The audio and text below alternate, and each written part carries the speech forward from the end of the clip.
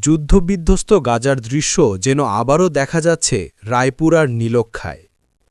এলাকায় দুই গ্রুপের তীব্র সংঘর্ষে এক প্রবাসী নিহত হওয়ার পর পরিস্থিতি চরম উত্তপ্ত।